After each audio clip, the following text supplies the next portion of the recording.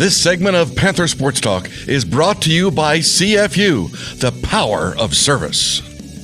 Throughout a career of more than 30 years, President Bill Ruud has been a leader at several colleges and universities throughout the nation, and he has used that wealth of experience and knowledge to lead his past schools on a path to academic excellence and achievement, as well as an enhanced role in the life of the region. We are very fortunate to have a UNI president who is passionate about sports and supporting the Panther Athletic Department.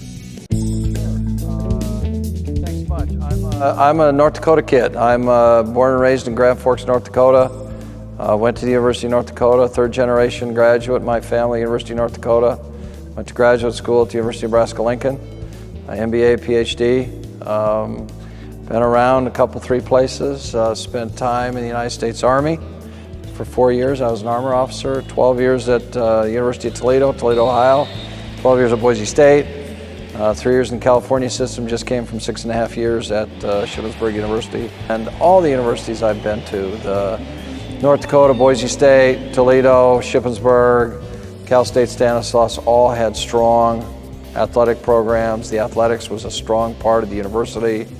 It was strong in terms of making not only the student athletes good people, great people, but also important to the campus community, the community as well, and the recognition from folks who want to support campus from outside. Yes, yes, and yes. We have already, my wife and I love to walk campus. So we have already, since we've been here, I met Mark Farley on the practice field with one of his high school camps this summer. Judy and I will go watch practice. Judy will go over and watch. She was over the other day watching volleyball practice. I've met with the football team. I met with the women's basketball team. I'm going to meet with the women's volleyball team. I like to meet with every team that I can, just to tell them that they're supported at the university, tell them that we're proud of what they do, tell them that we hold them to a higher standard, tell them that a lot of people in the community, both on and on campus, respect them and want their help and their assistance. And a lot of young people look to them as role models, such that they are very, very important to us, both academically in recruiting as well as athletically in recruiting. So I'm a big fan. I think I've always felt two or three things. Number one, I've always felt that we need to remind ourselves the people that engage in athletics at universities are student athletes, okay? And I'm a huge proponent.